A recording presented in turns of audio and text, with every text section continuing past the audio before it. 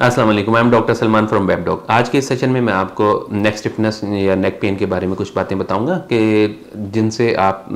परहेज़ करेंगे तो आप इससे बच सकते हैं। तो इसमें क्या होता है कि आपने मोस्टली ये स्टार्ट किस तरह होता है कि जिस तरह आप बहुत ज़्यादा देर के लिए आप लैपटॉप वगैरह या कंप्यूटर वगैरह यूज़ करते हैं, या फिर आपकी पोजीशन वगैरह जो है वो सही नहीं है बैठने की, आपका पोस्चर सही नहीं है, या फिर जब आप वो स्लीपिंग पोजीशन में होते हैं या सो रहे होते हैं तो आपका पिलो वगैरह या तो एलिवेट होता है या फिर ये वो आपने प्रॉपर जो पिलो है अपने वो नेक के हिसाब से वो नहीं रखा होता, तो उसकी वजह से ये पेन स्टार्ट होता है। तो इसके अलावा जो काफ़ी सारी रीज़न, या फिर आप ड्राइविंग करते हैं, आपका जो मोस्टली टाइम ड्राइविंग में गुजरता है या लॉन्ग ड्राइव के ऊपर है, तो उसमें आप रेस्ट नहीं लेते, लगातार एक ही जगह के ऊपर आप वो देखने से, एक ही जगह पे जब आपकी वो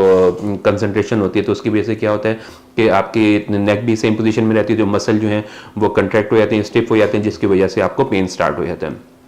जो एक और चीज़ है इसमें वो होता है कि मोस्टली अगर आपको कोई बोन्स वगैरह का इशू जैसे कि सर्वाइकल स्पॉन्डाइलोसिस वगैरह है, कोई और मसला है, या फिर वो आपके वर्टेब्रा में जिसको कहते हैं गैप वगैरह कम हो या इन्फ्लेमेशन है कुछ, तो उसकी वजह से, या नर्व प्रेस हो रही है, तो जिसकी वजह से क्या होता है कि ये पेन फिर नेक में भी होगा लेकिन ये रेडिएट भी होगा आपके आर्म्स में।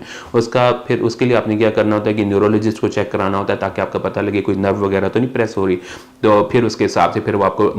फर्दर कोई प्रोसीजर वगैरह ट्रीटमेंट और उसके साथ फिजियोथेरेपी और मेडिकेशन वगैरह देंगे। और अगर इसके जो नॉर्मल जो बचने का है वो यही है कि आपने अगर कंप्यूटर वगैरह यूज़ करते हैं तो हमेशा उसको अपने ऊपर लेवल के ऊपर रखें, आई साइड के लेवल के ऊपर, ताकि आपको नीचे झुक के या आगे को होके ना यूज़ करना पड़े। क्योंकि अब जो मोस्टली हेड का वजन जो होता है वो 10 पाउंड्स के करीब होता है, हैवी होता है। जब आप झुक के बैठेंगे, ऐसा करेंगे, तो आपके वो खुद जो है आपके मसल के ऊपर स्ट्रेन आएगा। तो इसको हमने ओवरकम किस तरह करना है कि जब भी बैठें हमेशा स्ट्रेट बैठें, अपनी जो चेयर है उसके पीछे होकर आराम से बैठें स्ट्रेट, और जो कंफर्टेबल चेयर यूज़ करें अगर आप लॉन्ग टर्म के लिए आपने बैठना है या कंप्यूटर वगैरह यूज़ करना है या कोई काम करना है। और उसके अलावा जो आपका जो सिंपल सा जो हम कहते हैं मेथड वो ये है कि आपने जो ईयर्स और जो शोल्डर्स हैं वो एक ही यानी कि लेवल के ऊपर हों, ठीक है, और आपकी हिप्स भी ये ना हो कि आप इस तरफ को या टर्न हो के इस तरफ को टर्न हो के उसमें ना हो कि आपने बिल्कुल सीधे स्ट्रेट बैठे हमेशा, और आपकी जो चीज़ें हैं वो अपने बिल्कुल लेवल के ऊपर रखें ताकि आपको झुकना ना पड़े। और जो इसमें तीसरी इंपॉर्टेंट चीज़ है, एक्सरसाइज वगैरह करें, और अगर आपकी पिलोज वगैरह अगर आप चेंज कर रहे हैं तो फिर आप अपने वो लेवल के हिसाब से जो है नेक के लेवल के हिसाब से पिलो जो है एडजस्ट करें। तो इसमें जो सिर्फ यही है कि मोस्टली प्रिवेंशन ही है कि आपने ऐसी चीज़ें जो आपका पोस्चर ख़राब करें या फिर आपके वो पोस्चर की वजह से हो रही हैं, तो हमने उसमें सिर्फ ये करना है कि अपना पोस्चर जो है वो दुरुस्त करना है, तो आप इससे